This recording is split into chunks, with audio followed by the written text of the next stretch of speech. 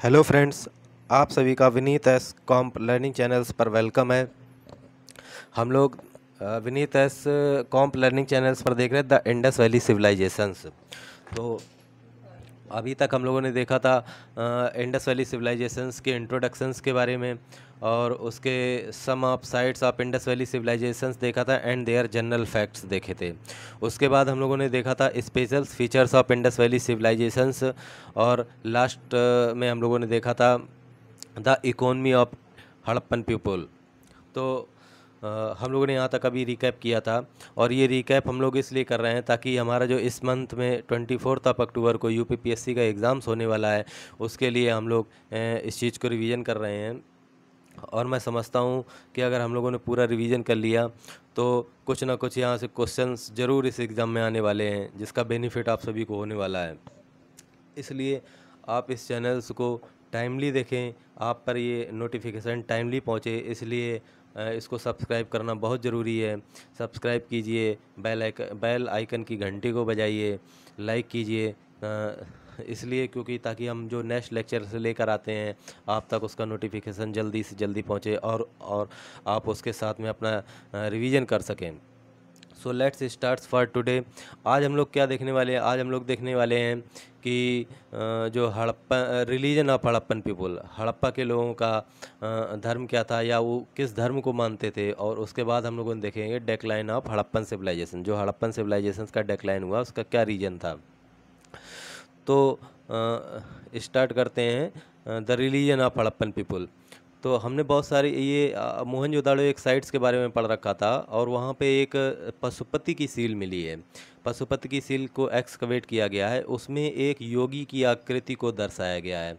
योगी की आकृति को दर्शाया गया है जिसके चारों तरफ एलिफेंट है, टाइगर है, राइनोसोर है, डियर है एंड बफेलो है। यानी कि ये पांच प्रकार के जानवरों की आकृति से घिरी हुई एक योगी को दर्शाया गया है पशुपति सील में, जिसको हमने मोहनजोदाड़ो की साइट से फाइंड आउट किया है। तो उसको बोला गया है कि ये प्रोटोसिवा है, प्रोटोसिवा की आकृति है। यानी कि हड़प्पन पीपल जो थे, हड़प्पा के जो लोग थे, वो शिव की आराधना या पूजा किया करते थे। उसके अलावा the sign of phallic worships have been found. Phallic क्या होता है? फैलिक एक लिंगानुकार आकृति होती है।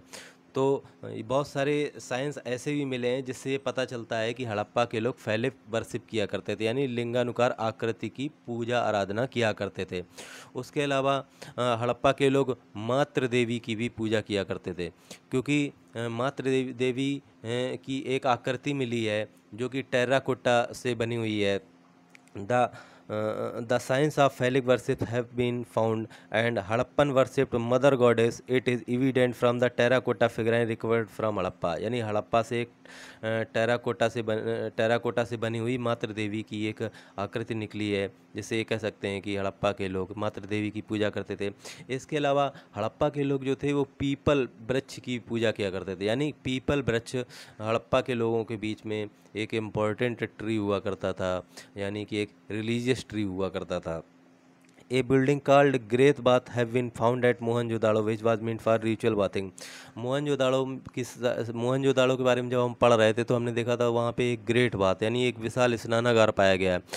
तो वो विशाल स्नानागार किस कार्य के लिए प्रयोग हुआ करता था? वो शायद रिचुअल बाथिंग्स के लिए, या अपना बाथिंग सेरेमनी के लिए प्रयोग, क्योंकि इतना बड़ा स्नानागार अगर पाया जाता है तो उसका मतलब एक साथ कई सारे लोग उसमें स्नान करते थे। तो ये हो सकता है कि हाँ, जो मोहनजोदाड़ो के लोग थे वो रिचुअल बाथिंग करते थे या सेरेमोनियल बाथिंग करते थे। And the next one is no evidence of temples have been found in this civilization. जबकि इस सभ्यता में कोई भी टेम्पल का एविडेंस नहीं पाया गया है, यानी कि हड़प्पा के लोग टेम्पल्स का निर्माण नहीं किया करते थे, वो मंदिर बनाने की प्रक्रिया से परिचित नहीं थे। तो ये हमने देखा Harappa, the religion of Harappan people, या फिर the religion of Indus valley civilizations. उसके अलावा देख लेते हैं थोड़ा स्क्रिप्ट्स ऑफ हड़प्पन। हड़प्पा के जो लोग थे वो लिखने पढ़ने की पद्धति से भली भांति परिचित थे, क्योंकि जो स्क्रिप्ट्स यानी कि एक लेख, स्क्रिप्ट्स बोलते हैं लेख, जो बहुत सारे लेख ऐसे मिले हैं, यानी कि more than 4000 examples of scripts have been discovered at the sites, यानी कि 4000 या फिर 4000 से भी ज़्यादा लेख पाए गए हैं, जिससे हम ये अंदाज़ा लगा सकते हैं कि हड़प्पा के लोग लिखने पढ़ने की पद्धति से भली भांति परिचित थे।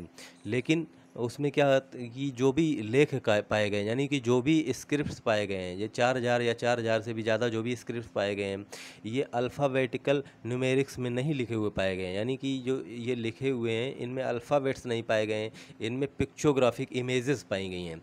यानी कि हड़प्पा के लोग जो थे वो जब भी किसी चीज़ को दर्शाते थे या बात करते थे या लिखते पढ़ते थे, तो वो उनका जो फॉर्म हुआ करता था वो पिक्चोग्राफी यानी तस्वीर के माध्यम से, यानी एक पिक्चर को प्रेजेंट्स करके उस चीज़ को बताते थे या समझाते थे।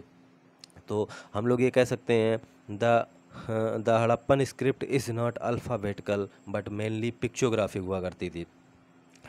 The Harappan script has not been disappeared so far, जो हड़प्पा सभ्यता की जो स्क्रिप्ट्स पाई गई 4000 से भी ज़्यादा, उनको पढ़ा नहीं जा सका है अभी तक, उनको डिसअपीयर्ड नहीं किया जा सकता है, यानी उनको खोला नहीं जा पाया है अभी तक, यानी कि उनको पढ़ा नहीं जा पाया है अभी तक। The script was consisted of about 400 symbols but out of which 75 were original and remaining were their variants. जो भी हड़प्पा सभ्यता में जो भी स्क्रिप्ट्स पाई गई हैं उनमें बहुत उसमें जो भी पिक्चोग्राफिक इमेजेस पाई गई हैं उनकी संख्या 400 है, लेकिन उसमें क्या है कि जो 75 अपने सिंबल्स हैं यानी 75 पिक्चर्स हैं वो ओरिजिनल फॉर्म में पाई गई हैं, बाकी इसके अलावा जो 325 हैं वो उनके ही वेरिएंट्स पाए गए हैं। तो ये हो गया स्क्रिप्ट्स ऑफ हड़प्पन्स। अब हम देख लेते हैं डेक्लाइन ऑफ हड़प्पन सिविलाइजेशन के डेक्लाइन का क्या कारण था। तो बहुत सारे हिस्टोरियंस हुए हैं, उन्होंने अलग अलग थ्योरी दी है कि हड़प्पा की सभ्यता के विनाश का क्या कारण था। तो उन्हीं में एक भाई साहब थे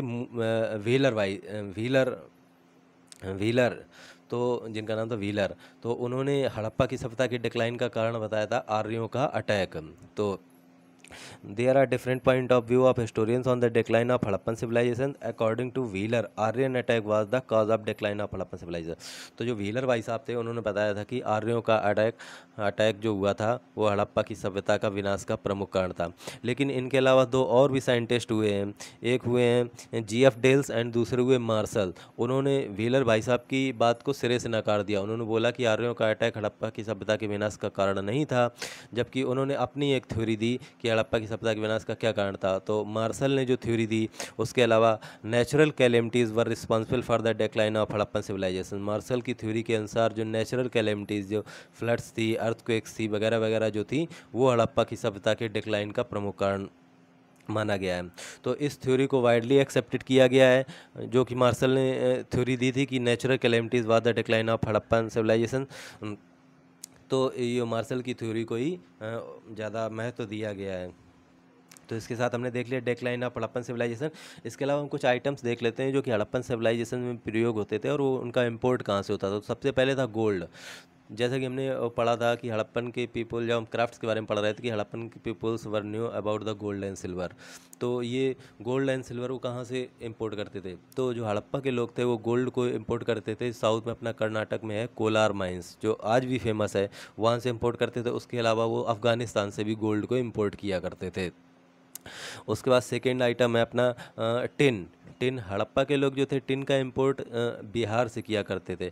बिहार तो नहीं कहेंगे अब तो वो झारखंड में बदल गया है। तो जो हड़प्पा के लोग थे वो जो टिन मिलता है वो झारखंड से ही इंपोर्ट किया करते थे। इसके अलावा अफ़गानिस्तान से भी कुछ टिन का इंपोर्ट किया करते थे।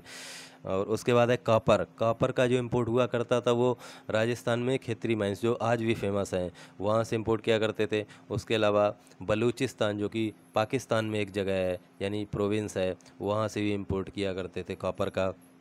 इसके अलावा एक और आइटम होता है, दैट इज स्टेटाइट, जिसको साबुन का पत्थर बोलते हैं। तो ये साबुन का जो पत्थर हड़प्पा के लोग मेनली जो प्रयोग में लाते थे वो सील बनाने के प्रयोग में लाया करते थे। जो सील्स, बहुत सारी सील्स पाई गई उनको बनाने के प्रयोग में लाया करते। तो ये साबुन का पत्थर जो भी इंपोर्ट हुआ करता था वो पर्सिया से इंपोर्ट हुआ करता था। तो पर्सिया को ईरान को पुराने समय में पर्सिया के नाम से जाना जाता था। तो यानी कि जो एस्टेटाइट से इंपोर्ट होता था वो ईरान से इंपोर्ट हुआ करता था।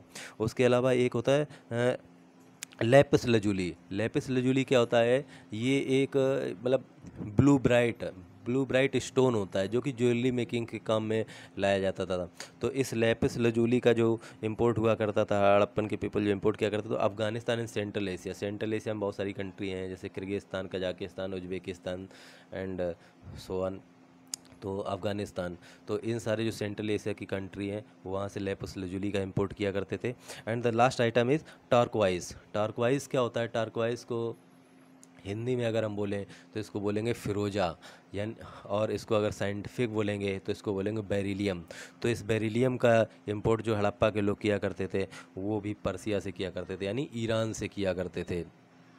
ओके, तो अब हम इस लेक्चर को यहीं पे ही ख़त्म करते हैं। इसके साथ ये बोलेंगे कि ज़्यादा से ज़्यादा इस लेक्चर्स को सब्सक्राइब करो, बेल आइकन की घंटी को दबाओ, ताकि जैसे ही हम कोई नया लेक्चर डालते हैं आप तक ये तुरंत पहुँचे और आपका रिवीजन हो सके। क्योंकि आप मेरे साथ अगर रिवीजन करते हुए चलेंगे तो मैं ये गारंटी के साथ कह सकता हूँ कि यूपीपीएससी एग्ज़ाम्स में कम से कम 8 से 10 क्वेश्चंस आपको मिलने ही वाले हैं। और आप जानते हैं कि 8 से 10 लेक्चर्स कितने महत्वपूर्ण होते हैं। इवन वन क्वेश्चन से कितने सारे कैंडिडेट्स इन होते हैं और वन ही क्वेश्चन से कितने सारे कैंडिडेट्स आउट्स हो जाते हैं, आप सभी लोगों को पता होगा। तो अगर 8 से 10 क्वेश्चन अगर आपको यहाँ से मिल रहे हैं, रिवीजन से मिल रहे हैं, तो ये आपके लिए कितना महत्वपूर्ण है ये आप समझ सकते हैं। इसलिए ज़्यादा से ज़्यादा लाइक कीजिए, ज़्यादा से ज़्यादा चैनल को सब्सक्राइब कीजिए और बेल आइकन की घंटी को बजाइए। Okay, okay, thank you.